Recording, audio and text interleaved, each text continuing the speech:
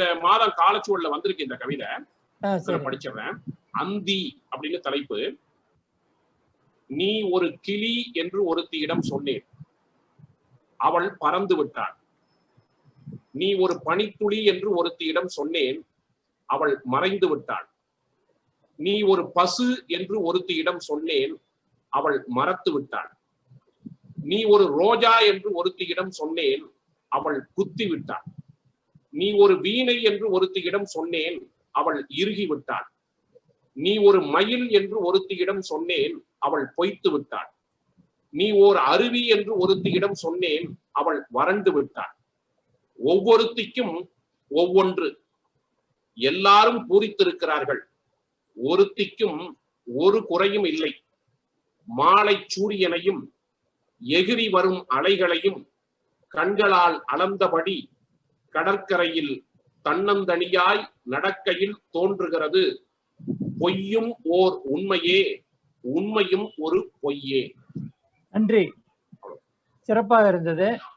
இப்ப முதல்ல மதியழகன் கவிதை கிளியரா இருக்கா சார்? வாசிக்கலாமா? வாசிக்கலாம். கவிதையின் தலைப்பு வசூல் வேட்டை. கதவில் கை வைக்கும் முன் நாய்கள் ஜாக்கிரதை என்ற போர்டை கண்டுவிட்டான். அரவம் கேட்டு ஜன்னல் வழியே எட்டி பார்த்தவர் என்ன விஷயம் என்றார். அம்மனுக்கு கூழ் ஊத்துகிறோம், முடிஞ்சதை குடுகுசாமி என்றான். கதவை திறந்து கொண்டு ஆஜானு பாகுவாய் ஒருவர் வெளியே வந்தார். ஆடி பிறந்ததுமே ஆளுக்காள் நோட்டீஸோடு வந்து வாசல்ல நிக்கிறீங்களே வசூலுக்கு என அழுத்து கொண்டார். சேர்த்ததை எங்கு போய் கொட்டுறீங்கன்னு எனக்கு தெரியாதா போய்? நீ கல்யாண சாப்பாடு சாப்பிட நான் ஏன் மொய் எழுதணும் கேட்கிறேன் என்று அவர் வார்த்தைகளால் விளாச, இப்படி எதிர்வாதம் புரிந்தவரை வார்த்தைகளால் எதிர்கொள்ள முடியாமல் இதையெல்லாம் வயிற்று பிழைப்புக்காக பொறுத்து கொள்ளத்தானே வேண்டியிருக்கு என்று தலை குனிந்து வெளியேறும் போதுதான் உணர்ந்து கொண்டான் குறைப்பது மட்டும் நாயல்ல என்று. நன்றி சார். சரி,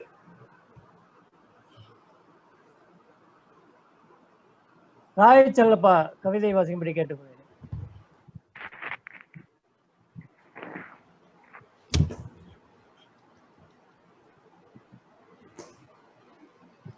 நகைச்சுவை கவிதை வேணும்னு கேட்டீங்க, அதனால எழுதியிருக்கேன். அது நகைச்சுவை கண்டிப்பா சிரிச்சிருங்க முடிக்கும் போது, இல்லாட்டி நீங்களே சிரிச்சிருங்க. ஆரம்னாக்கா ரீஜனல் மேனேஜர், பேங்க் எல்லாம் தெரியும். ஆரம்பின் அலுவலகம். மாலை 4 மணி வந்திட்டார் ஓர் மனிதர். அழகான ஆடை, கையில் அழகான பெட்டி ஒன்று, மலர்ந்த முகத்தோடு வணக்கம் என்றார். ஆரம்மை பார்க்க வேண்டும் என்றார். அமர்வித்தேன். கண்ணாடி அறைக்குள் போய் கேட்டு வந்தேன். கேபின் வரட்டும் என்றார் கன்னடத்து ஆரம். இவர் சிரித்தார், அவர் சிரித்தார். அமர்கவென்றார், இவர் அமர்ந்தார். ஆர்பிஐ ஆளோ, ரிசர்வ் பேங்க், ஆர்பிஐ ஆளோ சிபிஐ ஆளோ, உபதிரவம் கொடுக்க வந்த ஊடகத்து ஜாக்கியோ, கீரை வடை காஃபி என்றார் ஆரம்.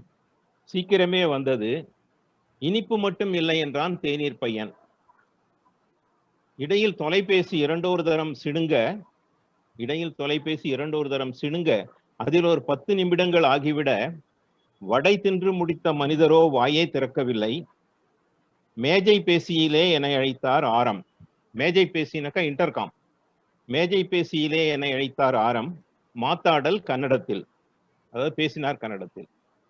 யார் இந்த புது மனிதர்? வைப்பு நிதியாளரா, டெபாசிட் போட வந்தவரா, வாரா கடனாளியா, என்பிஏவா, புதிய கடன் வாங்க புறப்பட்ட வாணிகரா? இந்த நேரம் பார்த்து ஏசியும் முடங்கியதே, கொஞ்சம் வாருங்கள் என்றார். போனேன். ஏசி என்றவுடன் எழுந்து விட்டார் வந்த நபர். அதற்காகத்தான் வந்தேன் ஐயா, உங்கள் ஏஎம்சி காலாவதியாகி காலாண்டு ஆயிற்று. வாயில் கீரை வடை வார்த்தை வரவில்லை. போகட்டும், எங்கே பழுது, என்ன பழுது என்று சொன்னால் 10 நிமிடத்தில் பணி செய்ய வைத்திடுவேன் என்றார் அம்மனிதர். வணக்கம். வணக்கம் வணக்கம். இது சிரிப்பு கவிதை தான், சிரிப்பா தான் இருக்கு. நகைச்சுவையோட அங்கத உணர்வோட தான் எழுதிருக்கீங்க. போன தடவை நீங்க அங்கத உணர்வோட ஒரு கவிதை படிச்சீங்க. இப்ப மதுவந்திங்கிற கவிதை வாசம். மதுவந்தி கார்ல வந்து கொண்டிருந்தார், வந்திருக்காரு. வந்தாச்சு, வீட்டுக்கு வந்தாச்சு. Very good. 2 கவிதைகள் படிக்கிறேன். ஒரு கவிதை தான் வாசிக்கணும், சின்ன சின்ன கவிதைகள், அதனால. சரி சரி சரி, 2 நிமிஷத்துக்குள்ள படிக்கணும். ஆமா ஆமா, அதுக்காக தான். முதல் கவிதை அவருக்கும் அப்படித்தான். தலைப்பு: நேற்று வரை மாமியார் வீடு, வெளியே வந்ததும் மனம் வருந்தி கோவிலுக்கு போனேன். கம்பிகளுக்கு இடையில் தான் கடவுளை வைத்திருந்தார். அவருக்கும் மணியடித்து சோறு, மனசை தேற்றிக் கொண்டேன்.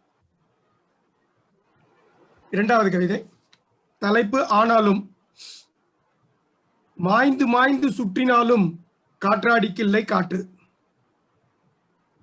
நன்றி. அவ்வளவுதானா? அவ்வளவு முடிஞ்சிருத்தா கவிதை? மாய்ந்து மாய்ந்து சுற்றினாலும் காற்றாடிக்கில்லை காற்று. ஓகே, அடுத்தது சுரேஷ் ராஜகோபால். எந்த கவிதை வேணும்பா? எது வேணா கவிதை வாசிப்பா. ஸ்லேடை கவிதை கேட்டப்பா, ஸ்லேடை கவிதை வேணுமா? இல்லப்பா, எனக்கு ஒண்ணு வேணாம், நீங்க படிக்க வேண்டியதுதான். சரி சரி, படிக்கலாம்.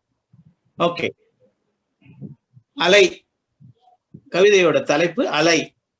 கடற்கரை மணலில் உட்கார்ந்து வேடிக்கை பார்ப்பதுதான் என் வாடிக்கை. கடற்கரை மணலில் உட்கார்ந்து வேடிக்கை பார்ப்பதுதான் என் வாடிக்கை. ஓயாத அலையில் மீண்டும் மீண்டும் வீசி போனது அழகுதான். ஓயாத அலையும் மீண்டும் மீண்டும் வீசி போனது அழகுதான். அலையில் காலை நனைக்க என்றும் முனைந்ததில்லை ஏனோ. அலையில் காலை நனைக்க என்றும் முனைந்ததில்லை ஏனோ. இன்று முனைந்தேன் காலை நனைத்த அலையிடம், கேட்டேன் என்னுடன் வா என்றேன். அன்று முனைந்தேன் இன்று முனைந்தேன் காலை நனைத்த அலையிடம், கேட்டேன் என்னுடன் வா என்றேன். அந்த அலை போய்விட்டது பதில் சொல்லாமல். வேறு அலை என் காலை கழுவியது, அது என்னை தன்னுடன் வா என்றது.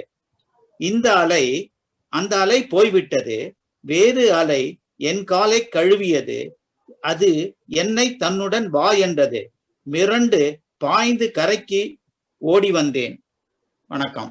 நன்றி நன்றி. சக்தி வேலாயுதம். கேக்குதா சார்?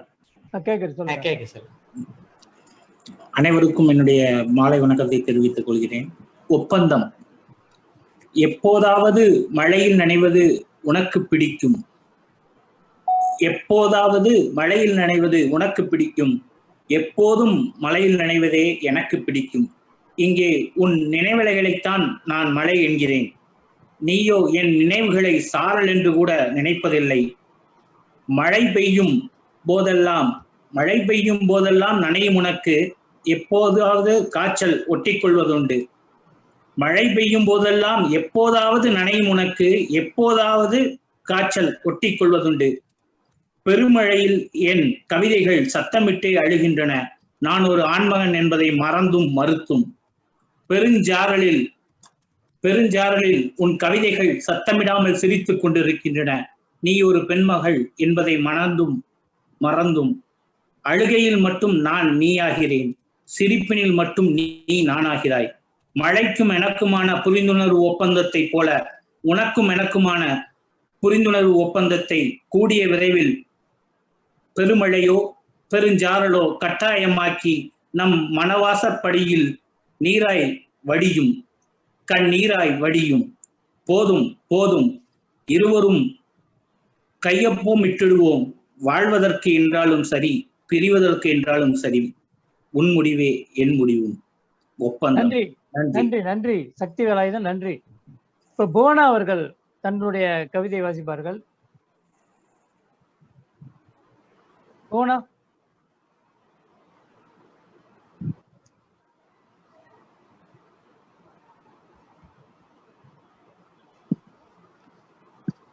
விருட்சம் அமைப்பிற்கு என் இனிய வணக்கம். மற்றும் இங்கு வருகை புரிந்துள்ள சான்றோர்களுக்கும் என் வணக்கத்தை தெரிவித்துக் கொள்கின்றேன். கவிதையின் தலைப்பு தோல்வி. அடைய துடிக்கும் இலக்கின் போது நீதான் முதலில் கைகளை பற்றிய வண்ணம். தூக்கி விடுவதும் நீதான், என்னை தேடாதே உழைப்பை தேடு என்பதும் நீதான். தூக்கி விடுவதும் நீதான், என்னை தேடாதே, உழைப்பை தேடு என்பதும் நீதான். விடாமல் கற்றுக் கொடுத்த விடாமுயற்சியால் நீதான் தொடாமல் கைவிடுவதில்லை வெற்றியின் வெளிச்சத்தை.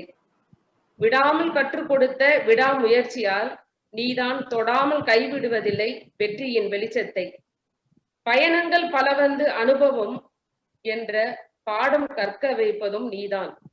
பயணங்கள் பல வந்து அனுபவம் என்ற பாடம் கற்க வைப்பதும் நீதான். வெற்றியாளர்களின் வரலாறு படித்தால் சொல்வார்கள் நீதான் தன் வரலாறு என்று.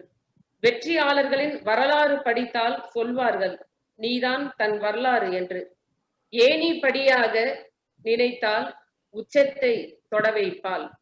இடரும் பாதையென உதைத்தால் வெற்றியை விலகி போக செய்வதும் நீதான். ஏணி படியாக நினைத்தால் உச்சத்தை தொட வைப்பாய். இடரும் பாதையென உதைத்தால் வெற்றியை விலகி போக செய்வதும் நீதான். உன்னை தடமாக வெற்றிக்கு தந்து வழிகாட்டி செல்வதால் முதல் படியாக பல பேருக்கு இன்று வரை நீதான். உன்னை தடமாக வெற்றிக்கு தந்து வழிகாட்டி செல்வதால் முதல் தடமாக பல பேருக்கு இன்று வரை நீதான். நன்றி ஐயா. நன்றி நன்றி பூனா அவர்களே.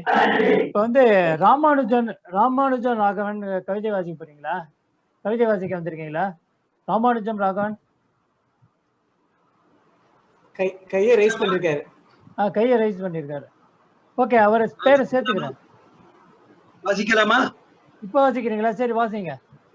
சரி சொல்லுங்க, நீங்க எப்ப சொல்றீங்களோ அப்ப. இல்ல வாசிங்க, பரவாயில்ல வாசிங்க. பரவாயில்ல, வேற யாருக்கோ கொடுக்க வேண்டிய டைமா? இல்ல நான் வரிசையா ஒவ்வொரு பேரா எழுதிட்டு வரேன். நான் யாரையும் குறுக்கீடு செய்ய விரும்பல. இல்ல யாரும் அது மாதிரி ஒரு அளவு கிடையாதுங்க. இப்ப நீங்க ராமானுஜன் கையை உயர்த்தினால வாசிக்கிறேன். வந்து அனுமதி தந்து நான் வாசிக்கிறேன். ஓகே, சரியாக 2 நிமிஷத்துல நான் முடிச்சுக்கிறேன். எல்லாமே சின்ன சின்ன துணுக்கு கவிதைகள்ன்றதுனால. கோழி மிதித்து குஞ்சு முடம் ஆவதில்லை, இது பழைய மொழி. கோழி மிதித்து குஞ்சு முடம் ஆவதில்லை பழைய மொழி. ஆனால் குஞ்சுகள் முதித்து கோழிகள் முடமாகின்றன புதுமொழி. எதிரே பாருங்கள், முதியோர் இல்லங்கள் உழைக்கின்றன தினமும். தற்காலிகமாக இங்கே வேலை ஏதும் காலி இல்லை என்ற ஒரு அறிவு பலகை நிரந்தரமாக அந்த அலுவலக வாயிலில் தொங்கியது. எவரெஸ்ட் ஏறி வந்த டென்சிங்கை பார்க்க எல்லாரும் போனார்கள் மருத்துவமனைக்கு. குளியலறையில் அவர் வழுக்கி விழுந்து எலும்பு முறிவு சிகிச்சைக்காக. பாலியல் வன்முறைக்கு பாதிக்கப்பட்ட அந்த பெண்ணை பச்சை பச்சையாய் பல கேள்விகள் கேட்டு மீண்டும் துகிலுரிக்கிறது வழக்கு விசாரணை. ஜீவனத்திற்காக நடைப்பயிற்சி செய்பவனும் ஜீரணத்திற்காக நடைப்பயிற்சி செய்பவரையும் ஒரே மாதிரி ஆற தழுவுகிறது இதமான கடல் காற்று. அரை கிலோமீட்டர் சென்று அரிசி வாங்கி வர சொன்னாள் அம்மா. அண்ணாச்சி கடை 1/2 கிலோமீட்டர். ஐயோ அலுப்பா இருக்கிறது, இன்றும் போக சொல்கிறாள் அம்மா. அது 500 மீட்டரில் அல்லவா இருக்கிறது. ஒரே ஒரு கவிதைய, அந்த தோட்டத்தில் வெவ்வேறு நிற பூக்கள், நீளம் அகலம் கூட வேறாக, அருகருகே காற்றை தழுவியபடி அந்த பூக்கள் தங்களுக்குள் பேசிக் கொண்டிருந்தன இப்படி. ஏய், நான் அநேகமாக சிவன் கோயில் மாலையாக போவேன். மற்றொன்று சொன்னது, அட நான் மட்டும் என்ன சொல்லவா, ராமர் சன்னதிக்கு நான் தடி கூடையில் போக போகிறேன். மற்றொன்று சொன்னது, போங்கப்பா தலைவர் கழுத்தில் நான் பிறந்த நாள் மாலையாய் போக போகிறேன். மற்ற சில பூக்களும் வெட்டி வீராப்போடு பேசின. அப்போது மூச்சிறைக்க ஓடி வந்தான் ஒரு சிறுவன். மாமா, மாடி வீட்டு நைனா மண்டைய போட்டுட்டாரு. அவ்வளவுதான். அவசரமாய் எல்லா பூக்களும் பிடுங்கப்பட்டு ஒரே ஒன்றாக சைக்கிளில் ஒரு ஒற்றை கூடையில் சவாரி செய்தன ஒற்றுமையாக மாடி வீடு நோக்கி. தூரத்தில் ஒருவன் சங்கு ஒன்றை ஊதி பார்த்து சரி செய்து கொண்டிருந்தான். ஒரு கவிதை வாசிக்கிறேன், அதோட நான் முடிச்சுக்கிறேன். விடியல் பொழுது, காலை விடியல் பொழுதை பற்றிய ஒரு கவிதை. விடியல் பொழுது, மேக கூட்டத்தை விலக்கி கொண்டு மெதுவாக சூரியன் எட்டி பார்க்கக்கூடிய விடியல் பொழுது. பனிமூட்டம் இருக்கும்போது போர்வையை விடுத்து கீழிறங்கி சூரியனே வர தயங்கும் விடியல் பொழுது. நகர்ப்புறம் பெயர்ந்த பின்னர் நாகரிக தாக்கத்தால் எங்கள் வீட்டு கோழியுமே நரசூஸ் காப்பி மனம் வந்த பின்னரே கொக்கரக்கோ கூவுகின்ற விடியல் பொழுது. முந்தைய நாளின் உழைப்பில் அலுப்பால் முடியாத உறக்கம் நீண்டு நிற்கும் விடியல் பொழுது. அப்போது சூரியனும் கோழிகளும் கைவிட்ட காலை பொழுதின் வரவை எங்கள் சுள்ளான் பையன்களின் சார் பேப்பர் சத்தம் சொல்லும். நன்றி அமைப்பாளர்களுக்கு தந்தமைக்காக. நன்றி நன்றி. இப்ப நந்தாகுமாரன். வணக்கம். இந்த கவிதை எனக்கு மிக பிடித்த தமிழ் நவீன கவிஞர்களுள் ஒருவரான கவிஞர் ஆத்மாராம் அவர்களுக்கு சமர்ப்பணமாக நான் எழுதியது. இந்த கவிதை நடுகள் என்னும் இதழில் ஆகஸ்ட் 2017 வெளியானது. கவிதையின் தலைப்பு குறை ஒன்று வேண்டும். இன்னும் ஒரு வரி போதும், இது கவிதையாகிவிடும். இன்னும் ஒரு பூ போதும், இது கதம்பமாகிவிடும். இன்னும் ஒரு கல் போதும், இது கட்டிடமாகிவிடும். இன்னும் ஒரு பருக்கை போதும், இது பசி தீர்த்து விடும். எனினும் இவ்வளவே போதும், இதுவே குறைந்தபட்சத்தின் நிறைந்த உச்சம் என இத்துடனே விட்டதற்கு உங்களுக்கு நன்றி. நன்றி நன்றி நந்தாகுமாரன், நன்றி. இப்ப அடுத்தது நாகேந்திர பாரதி. நன்றி அழகேசிங்கர் அவர்களே. கவிதையின் தலைப்பு சேலை எடுக்கும் வேலை. சேலை எடுக்க சேர்ந்து போனவர்களுக்கு தெரியும். சொன்ன கடைக்கு போகாமல் சென்னை கடையெல்லாம் சுற்றுவார்கள். ஒரு சேலை எடுக்க போய் 9 சேலை எடுப்பார்கள். சொந்தக்காரர்களுக்கு எடுக்க போய் சொந்தமாகவும் எடுப்பார்கள். 1 மணி நேரத்தில் முடிக்க போய் 1 நாளாய் ஆக்குவார்கள். 1000 ரூபாய்க்கு எடுக்க போய் 5000 ரூபாய்க்கு தூக்குவார்கள். அடுத்தவர் எடுக்கும் சேலையை ஆசை பார்வை பார்ப்பார்கள். எல்லா சேலையும் எடுத்த பின்பு எதுவும் சரியில்லை என்பார்கள். வீட்டுக்கு வந்து சேர்ந்த பின்பு மறுநாள் மாற்றப் போவார்கள். சேலை எடுக்க சேர்ந்து போனவர்களுக்கு தெரியும், சேலை எடுக்க சோர்ந்து போனவர்களுக்கு புரியும். நன்றி, வணக்கம். அடுத்தது சக்தி வேலாயுதம். சக்தி வேலாயுதம் இரண்டாவது கவிதையா சார்? ஏற்கனவே சொல்லிட்டேனா? இரண்டாவது கவிதை அடுத்த இதுல வரலாம் நீங்க. சரிங்க sir. Okay, Bhanumathi.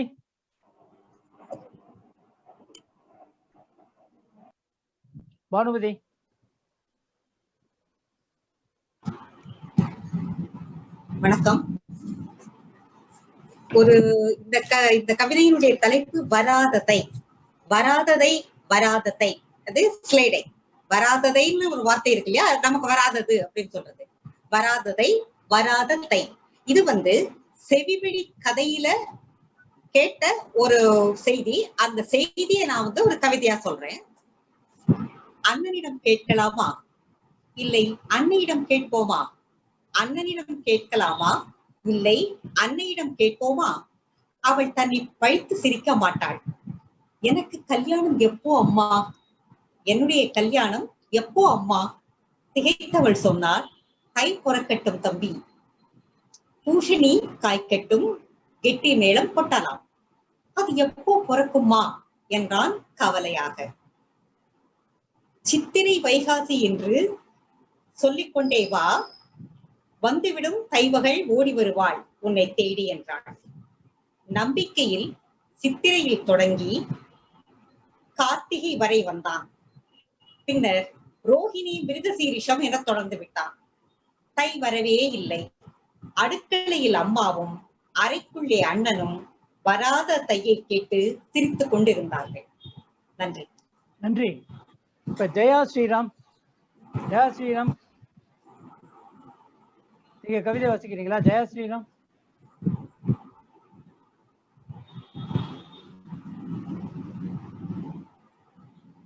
Sriram. Unmute பண்ணுங்க ஜெயா ஸ்ரீராம்.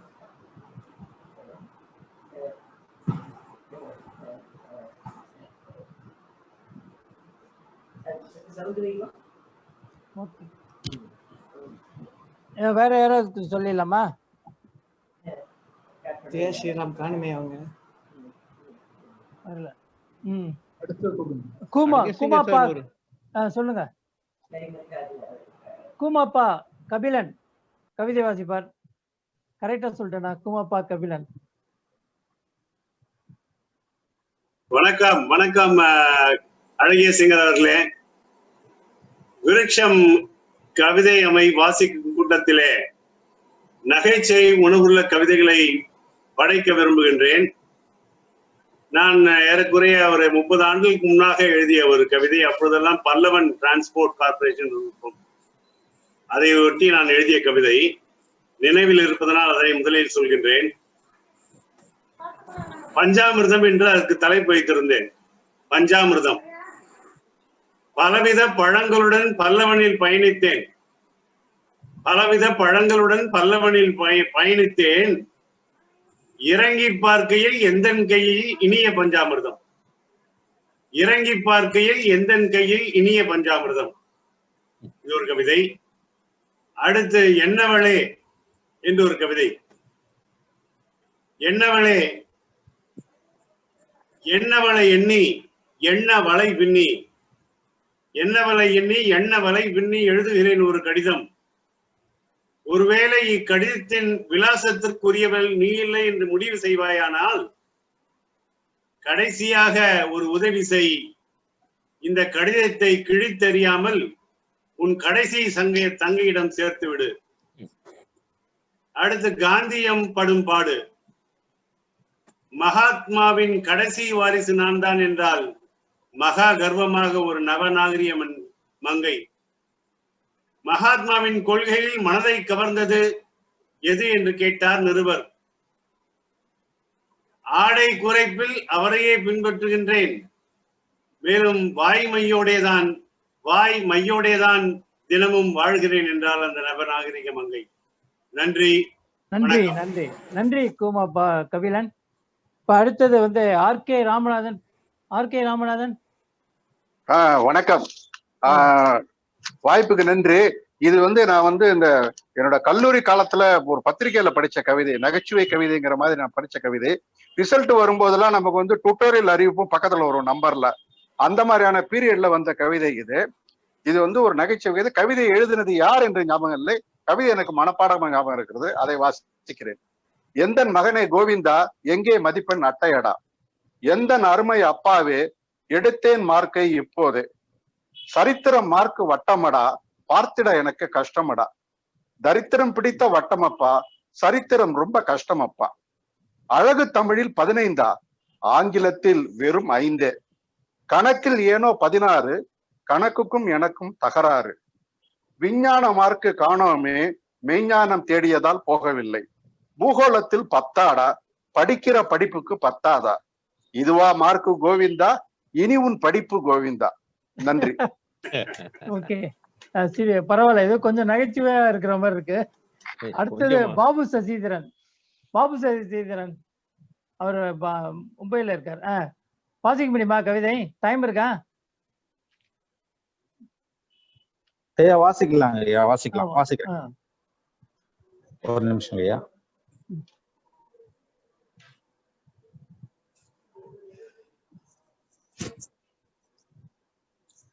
அனைவருக்கும் இனிய மாலை வணக்கம். விருட்சகத்திற்கு எனது மாலை வணக்கங்கள். அழகிய சிங்கர் ஐயாவிற்கு எனது வணக்கங்கள். கவிதையின் தலைப்பு என் வாழ்க்கை. என் என்பது நம்பர். என் வாழ்க்கை 1, 2, 3 என்ற வரிசையில் கவிதைகளை சின்ன சின்ன கவிதைகளாக சொல்லுகின்றேன். என் வாழ்க்கை. 1. எண்ணிக்கைக்கு கவிதைகள் எழுதி முடித்தார்கள். எண்ணிக்கைக்கு கவிதைகள் எழுதி முடித்தார்கள். அதில் எண்கள் இறந்து கிடந்தன, கவிதைகளும் இறந்தே கிடைத்தன. கவிதை 2. எண்களே என் வாழ்க்கை என்றான பின்பு, எண்களே என் வாழ்க்கை என்றான பின்பு என்னை குறிவைப்பவர்கள் என்னை குறிவைக்கிறார்கள். என் எண்களை அழித்ததும் நானும் அழிந்து போகிறேன். என் எண்களை அழித்ததும் நானும் அழிந்து போகிறேன். கவிதை 3. நம்புங்கள், நம்புங்கள். எச்சங்களாய் நாம் விட்டு செல்வது எண்களைத்தான். ஒவ்வொருவருக்கும் ஒரு எண்ணை நாம் உயில் எழுதி கொடுத்திருக்கிறோம். ஒவ்வொருவருக்கும் ஒரு எண்ணை நாம் உயில் எழுதி கொடுத்திருக்கிறோம். கவிதை எண் 4. எண்களிடம் அதிகவனமாயிருங்கள். எண்களிடம் அதிகவனமாயிருங்கள். காலம் எண்களால் எண்ணப்படுகிறது. அதில் உங்கள் எண்ணும் உள்ளே இருக்கிறது. அதில் உங்கள் எண்ணும் உள்ளே இருக்கிறது. கவிதை எண் 5. கிழிந்து ஒழுகும் என் வாழ்க்கை வழியாக, கிழிந்து ஒழுகும் என் வாழ்க்கை வழியாக பாதை முழுவதும் இறைந்து கொண்டே வருகிறது தினம் தினம் சம்பாதிக்கும் எண்கள். தினம் தினம் சம்பாதிக்கும் எண்கள். இறுதியாக 6வது. பருவம் மூப்படைந்த போதுதான் புரிந்தது. பருவம் மூப்படைந்த போதுதான் புரிந்தது எண்கள் சுழியமானதும் என் வாழ்க்கை சூன்யமானதும். வாய்ப்புக்கு நன்றி. வாய்ப்பு நன்றி நன்றி. இப்ப இன்னும் சில பேர் கவிதை வாசிக்கிறேங்கிறாங்க. இப்ப அவங்க பேரெல்லாம் நான் நோட் பண்ணிட்டே வரேன். இப்ப கடைசியில கூப்பிடுவாங்கள எல்லாரும் யார் கவிதை வாசிக்கிறாங்களோ அவங்க மெசேஜ் அனுப்புங்க, நான் நோட் பண்ணிக்கிறேன். இப்ப வாசிக்கிறீங்களா இல்ல இப்ப கடைசியா வாசிக்கிறீங்களா? கடைசியா நம்ம எல்லாம் கடைசியில வாசிக்கிறோம். அழகேசிங்க கடைசியா ஒரு கவிதை இல்ல உங்க கோட்டை முடிஞ்சிருத்தே. அப்ப இல்ல வேற கவிஞருடைய வேற கவிஞர். ஐயா நான் அனுசயா. வணக்கம் அனுசயா வாசிங்க. வணக்கம் ஐயா. அனுசயா கவிதை வாசிங்க. சரிங்க ஐயா. அனைவருக்கும் வணக்கம். உங்க இதுல அனைவருக்கும் வணக்கம். நம்முடைய அனைவருக்கும் வணக்கம் ஐயா. சரி சரி. விருட்சத்துக்கும் வணக்கம் ஐயா. தனித்திரு 10க்கு 8 என் வீடு. ஓரமா ரேஷன் அரிசி, ஒரு சின்ன டப்பாவுல கச்ச கருவாடு. கிழக்கு பார்த்த மாதிரி அரசு கொடுத்த அடுப்பும் காலி சிலிண்டரும். அது பக்கத்துல கொஞ்சம் பாத்திரங்கள். குறுக்கால கம்பி கட்டி துவைக்காம தொங்கும் துணிகள். மேற்கால 2 குடம் தண்ணி, மண்ணெண்ணெய் ஸ்டவ். மிச்சம் இருக்கும் 4க்கு 3ல இலவச டிவி போட்டியில பொன்மகள் வந்தாள் பொருள் கோடி தந்தாள் பார்த்துக்கிட்டு அவர்கள் 4 பேர் பக்கத்து பக்கத்தில் தனித்திருந்தனர் அவரவர் உலகில். அடுத்தது பசித்திரு. யாரெங்கே வாருங்கள் மணிமேகலையை. மேடம் ஒரே ஒரு கவிதை தான் வாசிக்கணும். ஒரு நிமிஷம் தாங்க ஐயா. அது போஸ்ட். சரி சரி. எனக்கு இது மட்டும் வாசிடுங்க ஐயா. வாசிங்க. பசித்திரு. யாரெங்கே இழுத்து வாருங்கள் மணிமேகலையை. 2000 ஆண்டுகளாய் இன்னும் முடிக்காமல் இருக்கிறாள் தன் ஒப்பந்தத்தை. ஆபுத்திரனிடம் பெற்ற அமுத சுரபியை என் செய்தாள்? எங்கு வைத்தாள்? எங்கு இருக்கிறாள்? எந்த செய்தியையும் பதிவு செய்யாமல் வாளாவிருக்கும் அவளை சிறையில் அடையுங்கள். மன்னிக்க வேண்டும் மகாராணி. யாருக்கும் இங்கே என்னை பற்றி கவலை இல்லை. கண்ணகியா மாதவியா கற்பில் சிறந்தவள் பட்டிமன்றத்தோடு எழுந்து விட்டனர் அனைவருமே. கண்டு கொள்ளாமல் விட்டதில் கடுஞ்சினம் கொண்டு அம்பானி வீட்டில் அடைக்கலம் புகுந்தேன் நான். காய சண்டிகைகள் காத்திருக்கும் செய்தி அறிந்ததும் ஓடோடி வந்தேன். வரும் வழியில் அமுத சுரபிக்கு இறக்கை முளைத்து விட்டது மகாராணி. நன்றி. மிக்க நன்றி. நன்றி மேடம். ஞாயிறு ராமசுவாமி கவிதை வாசிக்கிறீங்களா? ஞாயிறு ராமசுவாமி. அனைவருக்கும் வணக்கம். கவிதையின் தலைப்பு முடித்திருத்தும் நிலையம். முடித்திருத்தும் நிலையம் அது தலைமுடியின் தலைநகரம். புது முகத்தை கொடுக்கும் அது தலை அழகின் புது நகரம். சிந்தி விழும் தலைமுடிகள் சோகத்தினில் விழும் தோட்டம். கத்திரிக்கோள் பேசுவதை செவிமடுக்கும் கருங்கூட்டம். அரசன் போல் அரியணையில் ஏற்றி வைக்கும் தனி தருணம். மதிப்பளித்து பொன்னாடை போர்த்திவிடும் புகழ் தருணம். தினசரிகள் சஞ்சிகைகள் பறந்து இழுக்கும் மைதானம். அரசியலின் அலசல்களை எதிரொலிக்கும் தனி மேடை. முடித்திருத்தும் நிலையம் நமக்கு பிடித்த இடம், கிடைத்த வரம். முடித்திருத்தும் நிலையம். நன்றி, வணக்கம். நன்றி நன்றி. வளவத்துறையன். சுந்தரமூர்த்தி காத்திருக்கேங்கய்யா. சரி சரி சரி. மீனாட்சி. ரைட். வளவத்துறையன். வளவத்துறையன் வந்திருந்தாரா? இருக்காரா? வாசிங்க வாசிங்க. வளவதுரையன். வாசிங்க வாசிங்க. நகைச்சுவை கவிதையா வாசிக்கணும். தலைக்கணம் அதிகம் என்கிறார்கள். ஆமா, நான் கவிஞன் அல்லவா, தலைக்கணம் அதிகம் என்கிறார்கள். நானே வளர்த்துக் கொண்ட நளினமான தலைக்கணம். எப்பொழுதுமே தலைக்கணம் எல்லாருக்கும் தொல்லை தரும். எனக்கு ஒரு புதுவித குழப்பம். என் மனைவி இரவு முழுதும் என்னால் உறங்க முடியவில்லை என்கிறார். என் மனைவி என்னால் இரவு முழுவதும் உறங்க முடியவில்லை என்கிறார். ஏன் என்று கேட்டேன். பதில் சொன்னார், தலைக்கணமாம் உங்கள் முடிக்காட்டில் கூடு கட்டிய 3 குஞ்சுகளும் இரவு முழுவதும் பேசிக்கொண்டே இருக்கின்றன. தலைக்கணமாம் உங்கள் முடிக்காட்டில் கூடு கட்டிய 3 குஞ்சுகளும் இரவு முழுதும் பேசிக்கொண்டே இருக்கின்றன. ஒரே சத்தம், என்னால் தூங்க முடியவில்லை. சரி, தலைக்கணத்தை சற்று செதுக்கி பார்ப்போம் என ஓர் அழகு நிலையம் சென்றேன். 4-5 பேர் காத்திருக்க நானும் வாசலிலே அமர்ந்தேன். 4-5 பேர் காத்திருக்க நானும் வாசலிலே அமர்ந்தேன். சற்று நேரம் கழிந்தது. என் பக்கத்தில் வந்து ஒரு நாயும் பூனையும் அமர்ந்தன. என் பக்கத்தில் ஒரு நாயும் பூனையும் அமர்ந்தன. இன்னும் சற்று நேரம் கழிந்தது. இன்னும் ரொம்ப நேரம் ஆகுமோ? நாய் இப்படி கேட்டதும் நான் ஆச்சரியமடைந்தேன். இன்னும் ரொம்ப நேரம் ஆகுமோ? நாய் இப்படி கேட்டதும் நான் ஆச்சரியமடைந்தேன். நாய் கூட பேசுமோ? நான் கடைக்காரரிடம் கேட்டேன், நாய் கூட பேசுமோ? அவர் சொன்னார் அழகாக. அவர் சொன்னார் அழகாக, ஆச்சரியப்படாதீர் ஆற்றல் மிகு கவிஞரே, ஆச்சரியப்படாதீர் ஆற்றல் மிகு கவிஞரே, இப்போது கேட்டது நாயின் குரல் என்று. நாயின் குரலில் பூனைதான் மிமிக்ரி செய்தது. நாயின் குரலில் பூனைதான் மிமிக்ரி செய்தது. வணக்கம். வணக்கம் வணக்கம். இப்ப தர்மராஜ் கவிதை வாசிக்கிறீங்களா? நான் வாசிக்கட்டுமா? வாசிங்க வாசிங்க. தர்மராஜ், வணக்கம். எல்லோருக்கும் வணக்கம். நான் பிறந்தது 50களில், சுதந்திரம் வந்தது எனக்கு முன்பே. 70 வருஷங்கள் கடந்து போச்சு, எனக்கு சுதந்திரம் இல்லாமலே போச்சு. காசில்லாமல் காலமானால் கட்டியவளும் கலங்குவதில்லை. காசில்லாமல் காலமானால் கட்டியவளும் கலங்குவதில்லை. அவளை அளவைக்க வேணும், 4 காசு சேர்க்க வேணும். கள்ளச்சாராயம் காய்ச்சினா 4 காசு பார்த்திடலாம்.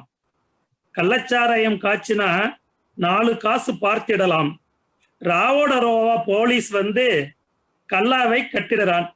ராவோட ராவா போலீஸ் வந்து கல்லாவை கட்டிடுறான்.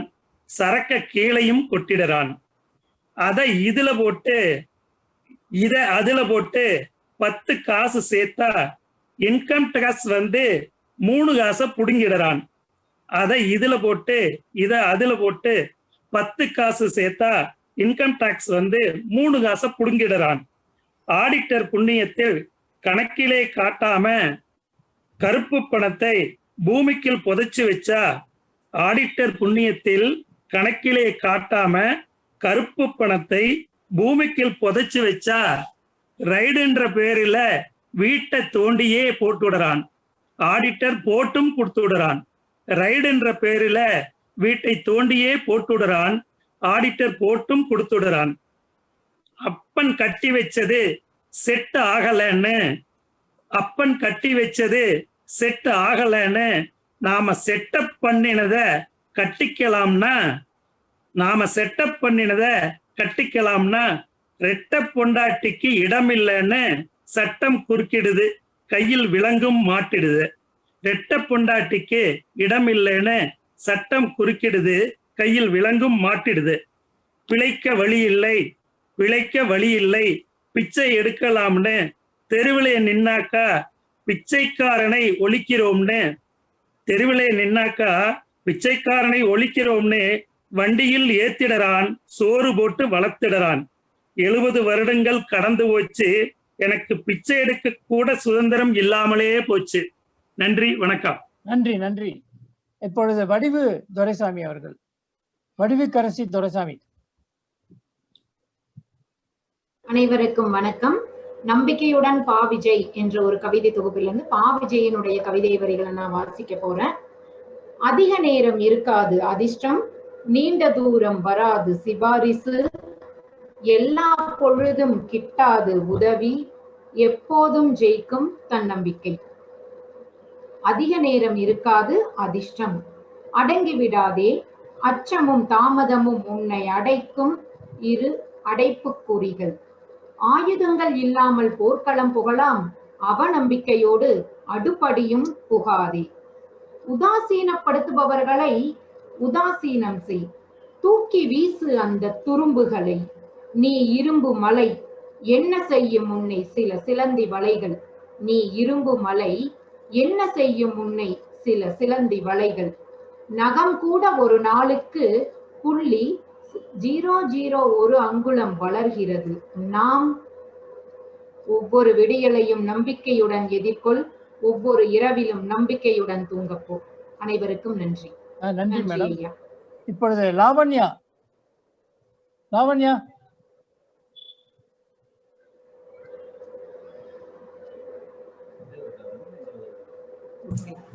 இப்ப கேக்குதா? கேக்குது சார், சொல்லுங்க. இது பண்ணுங்க, அன்மியூட் பண்ணி பேசுங்க. அன்மியூட் பண்ண தெரியலையா? லாவண்யா அன்மியூட் பண்ணுங்க. அன்மியூட் இப்போ கேக்குதா? ஓகே. அனைவருக்கும் வணக்கம். இந்த கவிதையின் அதாவது ஹியூமர் போயிட்ரிங்கிறத இப்போ ட்ரை பண்றீங்க இந்த இதுலன்னு எனக்கு தோன்றது. அதனால ஒரு ஹியூமர் போயிட்ரி படிக்கிறேன். கவிதையின் தலைப்பு என்ன தோன்றும். கையெழுத்து மறையும் நேரம், கருவேலமுள் வண்டி கிடக்கும், காட்டுப்பாதையில் நடந்து போகையில் கால் செருப்பு கை செருப்பானால் ஒருவர் மனதில் என்ன தோன்றும். யானை விலைக்கு குதிரை வாங்கி நாகம் கடித்து குதிரை செத்தால் யாத்ரிகன் மனதில் என்ன தோன்றும். மழை இல்லை, மதிய வெயில் தென்னை மேல் இடி விழுந்து பச்சை ஓலை எரிவதை பார்ப்பவன் மனதில் என்ன தோன்றும். இப்படியெல்லாம் யோசிக்கும் நீ ஒரு லூசு பயல் என்று நான் என்ன தோன்றும். ஓகே, அவ்வளவுதானா? என்ன தோன்றுமா? சரி. ஆமா, இன்னொரு படிக்கணுமா? வேண்டாம். இல்ல இல்ல, ஒரு கவிதை தான், டைம் இல்ல. இன்னும் 2-3 பேர் படிக்கணும். ரைட். ஹரிகரன். ஹரிகரன். ஹரிகரன். ஹரிகரன் ராஜம்.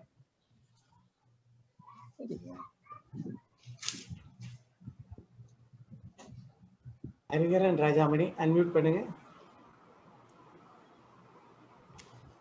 ஹரிகரன் ராஜாமணி. சரி, அடுத்தது. வணக்கம். சொல்லுங்க, வாசிங்க. இது இது இல்லையா, நகைச்சுவை கவி இல்லையா? வீடியோல வாங்க, நீங்க வீடியோல வாங்க. பரவாயில்ல, நகைச்சுவை கவிதைன்னு சொன்னேன். அது நகைச்சுவை கவிதை இல்லாம சில பேர் படிக்கிறாங்க. இது யாரு எழுதினதுன்னு எனக்கு தெரியாது. எனக்கு வந்த ஒரு பேப்பர்ல இது இருந்த கவிதை ரொம்ப நல்லா இருந்தது. ஜெர்ரின் மட்டும் ஆசிரியர் பேர் இருந்தது. புரிதல். நம்மை நாமே புரிந்து கொள்வதில்லை, ஏனோ தெரியவில்லை, மற்றவர்களின் தவறான புரிதலுக்கு மட்டும் மனம் கலங்கி விடுகிறது.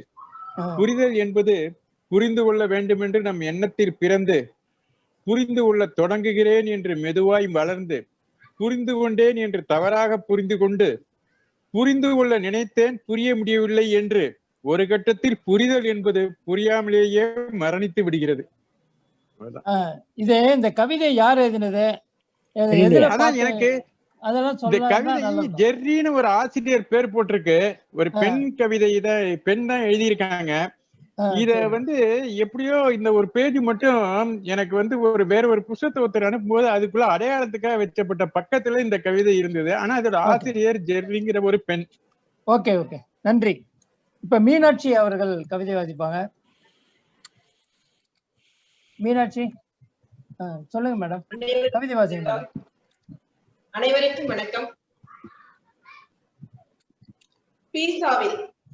பீசா நகரின் உலகம் புகழ் கோபுரம் காண சென்றோம். நானும் என்னவரும். முன்பதிவு செய்திருந்த விடுதி சேர்ந்த போது மதிய வேளை. உணவு முடித்து மாலையில் மகிழுந்து தவிர்த்து வெளியில் காலார நடந்தோம். ரயில் நிலையத்தின் அருகினில் கடை வீதியாம். அங்கே இந்திய உணவகம் இருக்குமாம். மகள் சொன்னது. நாங்கள் பேருந்து நிறுத்தம் தேட கண்ணில் பட்டது அது படத்தோடு. அறிவிப்பு பலகை ஒன்றும் இருந்தது. ஆனால் படிக்க இயலவில்லை. எல்லாம் இத்தாலிய மொழி.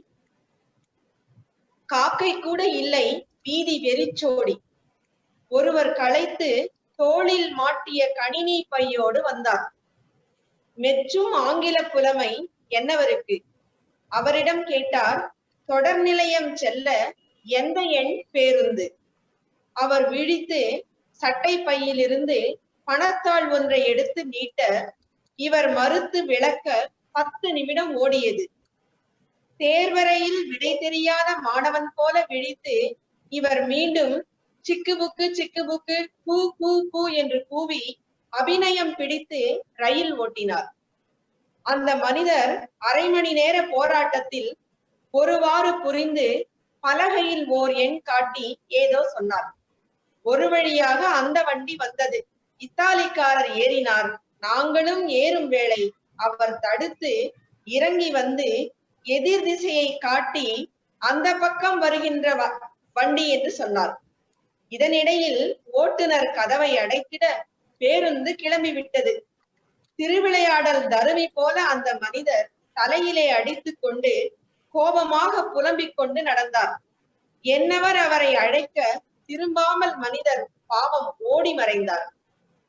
இனியவரின் முகத்தில் வடிந்தது அசடு.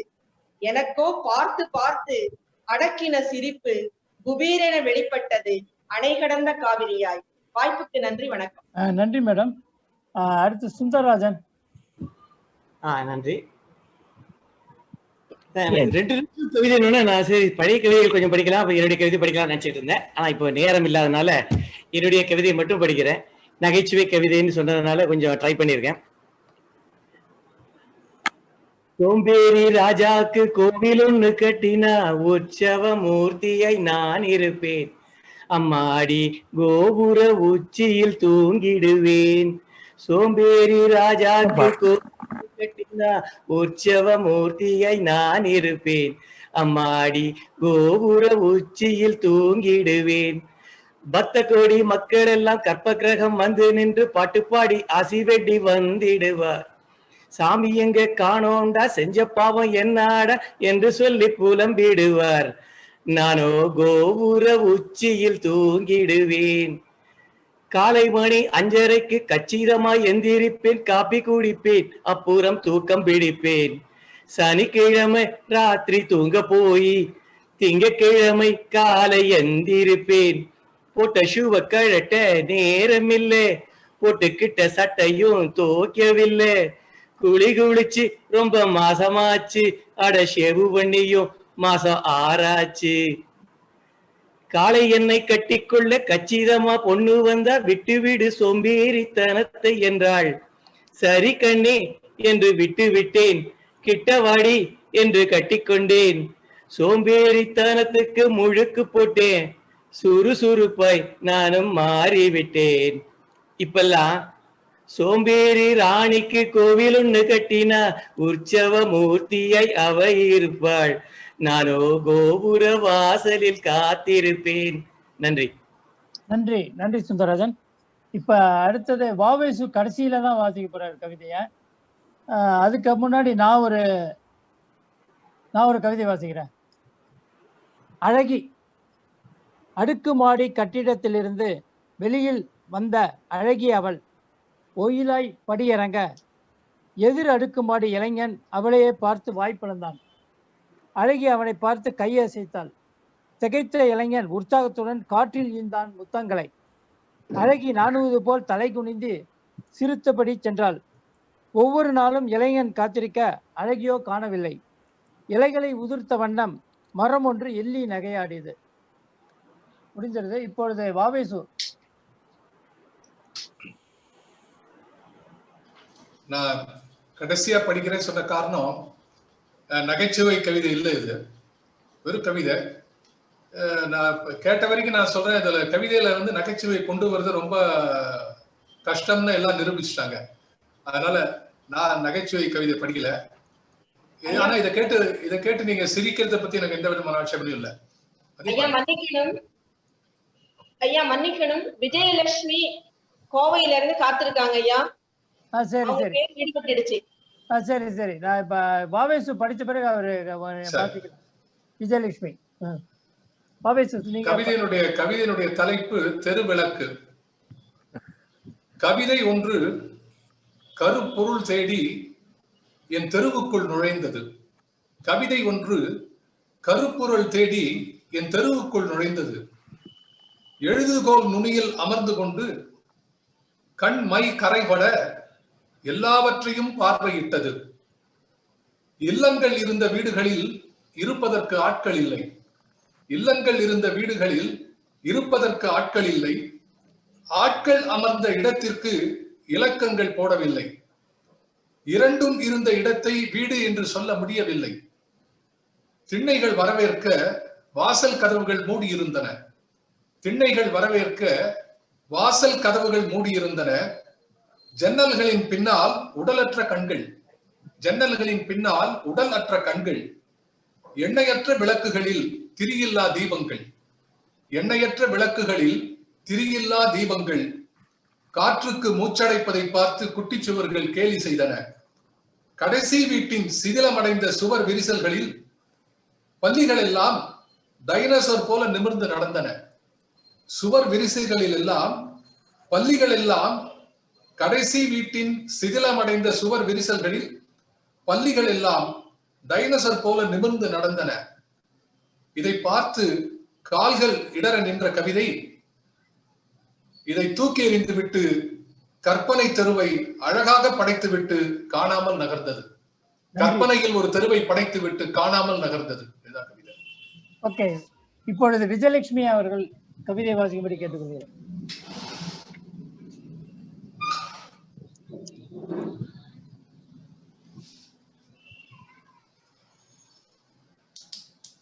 அன்னை தமிழுக்கும் ஆன்றோர் சான்றோருக்கும் என் அருமையான மாலை வணக்கம்.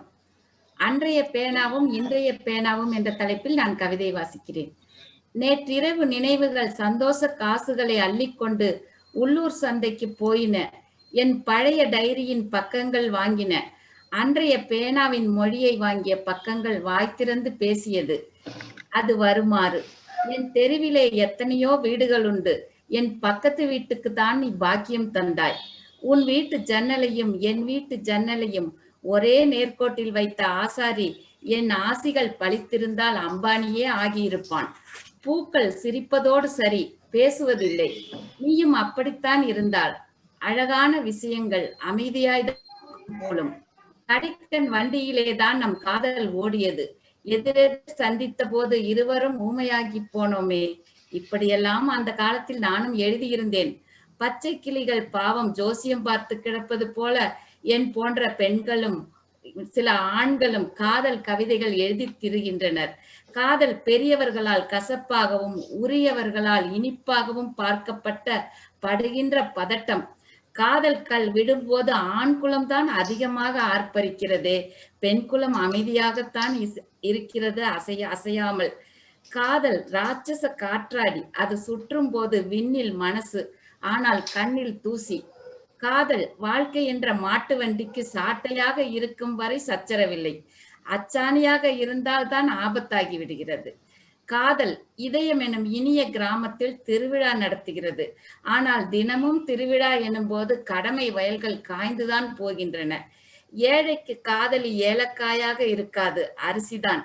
எனவே தேடல்களும் தேவைகளும் தீர்ந்தால் மட்டுமே காதல் பேசும் வார்த்தைகளை காதுகள் கேட்கும் என்று தீர்ப்பெழுகிறது என் இன்றைய பேனா. ஒருவேளை பல வருடங்களாக பக்குவமை குடிக்கும் பழக்கம் வந்ததால் என் பேனா தத்துவம் சொல்கிறதோ என்னவோ. வாய்ப்புக்கு நன்றி ஐயா, வணக்கம். நன்றி மேடம். ஹாய் செல்லப்பா, நீங்க ஏதோ படிக்கணும்னு சொன்னீங்களா? சீக்கிரம் படிங்க, நேரம் இல்ல. அன்மியூட் பண்ணிட்டு பாருங்க. இது நமக்கெல்லாம் நல்லா தெரிஞ்ச ஒரு கவிஞர் அமெரிக்கால இருந்து எழுதி அனுப்பிச்சிருக்காரு. 2 seconds. எல்லோரும் சமையல் செய்கிறார்கள். இந்த வீட்டில் ஸ்ரீவித்யா பாட்டு பாடி சமையல் செய்கிறாள். சாம்பாருக்கும் ரசத்திற்கும் தெரியுமா அவள் பாட்டு பாடுகிறாள் என்று? பேத்தி வீறிட்டு கத்துகிறாள். அவள் ஓடிப்போய் சமாதானம் செய்கிறாள். அடுத்த அறையில் கணவன் போனில் பேசிக் கொண்டிருக்கிறான். அவளுக்கு புரியவில்லை அவன் என்ன பேசுகிறான் என்று. ஸ்ரீவித்யா பாட்டு பாடியபடி சமையல் செய்து கொண்டிருக்கிறாள். தட்டில் சாதத்தை வைக்கும் போதுதான் சாம்பாரில் ரசத்தில் உப்பு இருக்கிறதா என்று தெரியும். ஏனென்றால் அவை அவளுடைய பாட்டை கேட்பதில்லை. இந்த பாடலை எழுதியவர் அழகிய சிங்கர். வணக்கம். நீங்க என்னோட நன்றாக படிக்கிறீர்கள். அடுத்து வாவேசு சம்மப் பண்ணின ஒரு few minutesக்குள்ள பண்ணிடுவா. அத்தனையும் முடியுமா? இன்றைக்கு முக்கியமா சொல்ல வேண்டியது நான் ஏற்கனவே சொன்னது போல கல்யாண் ராமனுடைய ஆத்மானாம் என்ற அந்த உரை இருக்கிறது. அதை பற்றிய உரை அது இன்றைக்கு வரவு. அதாவது இந்த நம்ம 25ஆம் நிகழ்ச்சி விருட்சம்ல ஒரு அருமையான உரை. நகைச்சுவையில கவிதை பண்றதுங்கிறது ரொம்ப கஷ்டம் நான் நினைக்கிறேன். ஏன்னா நகைச்சுவையா ஏதோ எப்பவுமே கொஞ்சம் போட்டோல பார்க்கும்போது கொஞ்சம் சிரிக்க மறந்து போயிடும். இல்ல ஆக்சுவலி நகைச்சுவைன்னு இல்ல, வித்தியாசமா கவிதைகள் படிக்கிறது. பட் நகைச்சுவைன்னு எல்லாரும் நகைச்சுவை சொல்லும் போது ஆனாலும் சில நேரங்கள்ல இதுல கவிதை கூறுகள் இருந்தன. நிறைய விஷயங்கள் சொன்னார்கள். எனக்கு இந்த முதல்ல மதியழகன் அவர்கள் வசூலை பத்தி ஆரம்பிச்சார். அதுல நிறைய அதாவது எல்லாம் கோடி காட்டினாங்க. இந்த வீட்டுக்கு இந்த கூழ் கொடுக்க அம்மனுக்கு கூழ் காய்ச்சறதுக்கு இந்த வசூல் பண்ண வருவாங்கல்ல, அந்த விஷயத்த சொன்னார். அதுல எனக்கு தெரிஞ்ச முக்கியமான நகைச்சுவை என்னன்னா, யாருக்கு இந்த கண்டுபிடிப்புக்கு நோபல் பரிசு கொடுக்குது என்றால் ரசீது புக்கை யாரு கண்டுபிடிச்சானோ அவனுக்கு தான் நோபல் பரிசு தான். ஏன்னா ஒரு ரசீது புக்கை வச்சுனா நீ பாட்டு சம்பாதிக்கிறங்களா ஆட்டோமேட்டிக்கா அதை கிழிச்சு எவனோ 10 பேர்ல ஒருத்தன் வாங்குவான். அந்த கூறு அழகாக இருந்தது. அது மாதிரி நம்ம ராய செல்லப்ப வடை கொடுத்து அந்த காக்கா வடை போச்சேங்கிற மாதிரி வடையை கொடுத்து ஏமாந்துட்டார் அந்த ஆபீசர். அதனால அந்த ஒரு செய்தி இருந்தது. சில பேர் காதல் விரக்தியை பத்தி பேசினார்கள். நந்தாகுமாரனுடைய கவிதை வழக்கம் போல சுவையாக இருந்தது. இன்னும் ஒரு வரி போதும் இது கவிதை ஆவதற்கு. Beautiful line. அதாவது இன்னும் சில நிமிடம் இறங்கித்தான் ஆக வேண்டும், நீ நான் என்ற நிலை மாறித்தான் ஆக வேண்டும் என்று நண்பர் ரமணனுடைய கவிதை பயணத்தை பற்றி பேசுகிறது. அது மாதிரி ஆத்மானாமுடைய அந்த எண்ணப்படி வந்தக்கூடிய ஒரு கவிதை என்று நான் நினைக்கிறேன். இன்னும் ஒரு வரி போதும் இது கவிதை ஆவதற்கு. எக்ஸலன்ட் நந்தாகுமாரன். அடுத்து சேலை எடுக்கும் வேலை நாகேந்திர பாரதி வழக்கம் போல அவர் இங்கெல்லாம் போய் உட்காந்துருக்கு அவரை தெரியல. அது மனசுக்கு அவருக்கு நகைச்சுவை. இது நகைச்சுவையா துயரமா தெரியல, எல்லாருக்கும் உண்டு.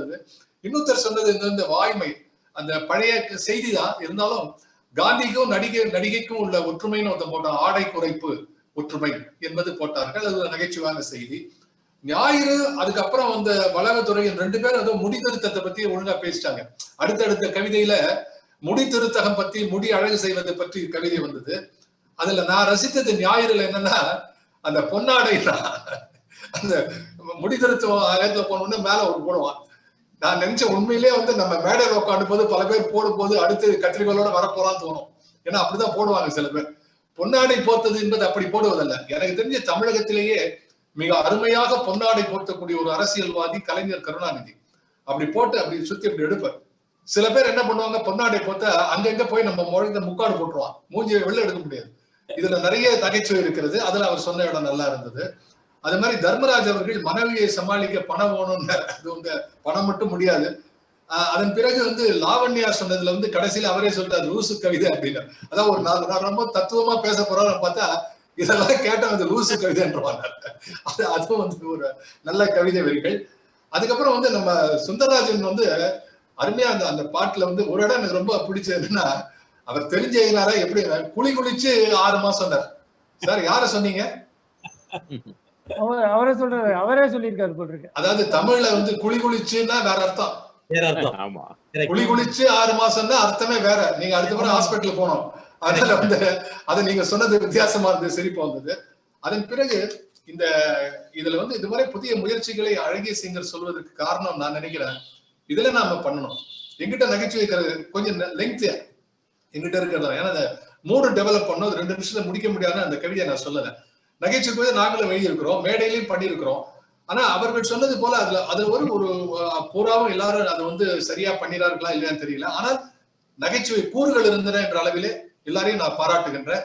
அழகிய சிங்கருடைய புதிய செய்திகளை கொடுக்கக்கூடிய ஒரு எண்ணம், ஆத்மானாம் போன்ற கவிஞர்களுக்கு முதன்மை கொடுத்து அவர்களை பேசக்கூடிய ஒரு வாய்ப்பு கொடுத்து, அதுவும் கல்யாணராமன் சாதாரணமான இல்ல, ஆத்மானம் பற்றி ஆய்வு செய்தவர். எனவே அழகேசனுடைய பயணம் 22க்கு மேல 22 கவியரங்காக மிக சிறப்பாக நடைபெறுகிறது.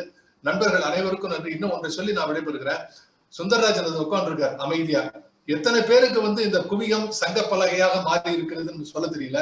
அதுல அண்மையில வரக்கூடிய நாட்களில் சேரக்கூடியவர் நம்ம அழகு அவர்கள், மந்திரமூர்த்தி அழகு அவர்கள். ஏன்னா அதுல கரெக்டா வாசிப்போமுக்கும் குவிகம் இடம் கொடுக்கிறது.